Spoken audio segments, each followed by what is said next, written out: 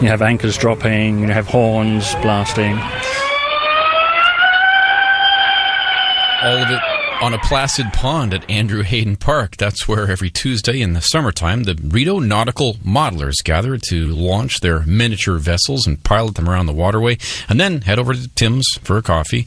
The CBC's Christine Mackie shipped out to join members of the Remote Control Boat Club on shore at one of their first meetings of the season, and she started out by asking Ted Scrivens about his role in the club. I'm actually the assistant Commodore. President, Commodore, same thing. But because Commodore is more a nautical term. I see. But well, I'm speaking with royalty. Yes. We have sailboats, we have surface ships. Once the season gets going and the water gets deeper, you'll see submarines out here as well.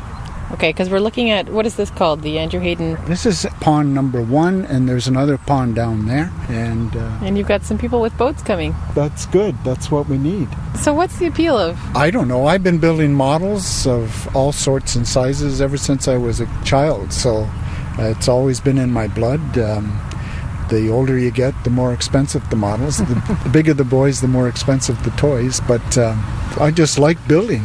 This isn't ready to run boat. You buy it like that from the hobby shop.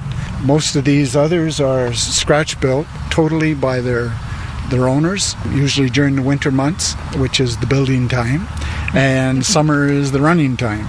One of our members built a model of a boat that his grandfather had built when he was a young lad, and all he had to go by was photographs. That one's got little lobster traps and fish Tupperware. That's a model of the Cape Sable Island fishing boat. What's your name? I'm David Paterson. The nice thing about boats is they rarely sink and they never crash the way an aircraft will. And I have a photograph of myself taken when I was 2 years old with a small boat, sailboat about this length. I'm fairly sure that my grandfather made it for me, so it's sort of in the family in my case. Yeah. And when we were all a lot younger, even younger than you are, there was no radio control for boats. You're dating yourself. I know, well, and you. Radio control started in the mid-50s. In the mid-50s. It was radio developments during the war, the Second War, that led to miniature radios for control. And if you'd seen one of these things in, say, 1955, the transmitter would have been something about this size. Radio control really only took off when the transistor came in and you could miniaturize this stuff. Some of the guys have smoke generators in their boats. To make fake smoke? Yeah, yes. Turn the lights With on and sound off. systems aboard. To mention sound, of course. So they're party boats? No, but when you build a military boat, there's a lot of sounds, engine sounds, sirens, gunfire, torpedoes. All that is duplicated electronically. Do you ever reenact situations? Yes, we don't fight a war, but we reenact. We'll recreate the Battle of the Atlantic, have a submarine out there and corvettes looking for it with Aztec sounds, and Like it's the the pinging of sonar to try and locate an enemy submarine. We just have fun. Let your imagination go. But sometimes they do sink? Yeah, sometimes they do sink, yes. How does that happen? Surface ships become submarines. This Some is of true. our guys sink far more often than other guys. Yeah. So it depends on how good you are as a builder? Most of the time that a model would actually sink would be due to weather. If the waves get pretty choppy out here, it might not be able to take the waves. So It's just it'd be like a regular in the squall. North Atlantic, and down you go. So what do you do? Do you go out looking for them? Or Well, yeah, getting down to the point where you might have to actually go in this water and look for them, and we've done that. Are you going to put this boat in the water?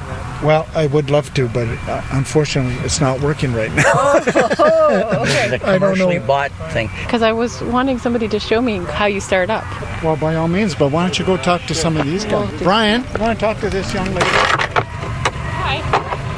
Well, so who comes out to this? A lot of guys, mainly retired guys, I think.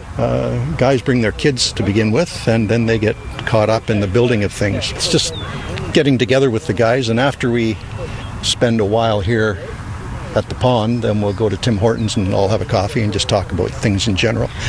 Not necessarily about boats. Really? Yeah, it's like an old-timers club. So boats are really the excuse. Yeah. Whoa! Accident! Who did that? I'm guilty, sorry. Hi.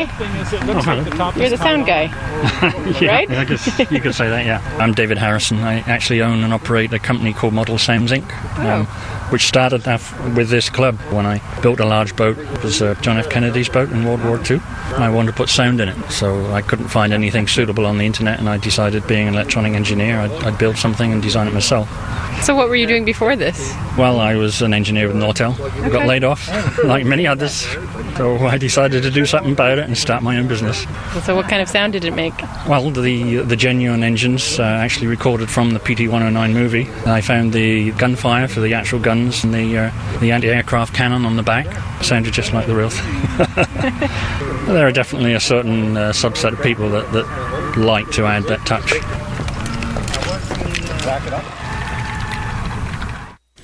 CBC's Christine Mackie speaking with members of the Rideau Nautical Modellers Remote Control Boat Club. They meet every Tuesday evening at the pond at Andrew Haydon Park. If you've got a boat that's looking for some company, the boat you heard capsize in that piece made it back to shore safely thanks to a neighboring remote control tug, naturally.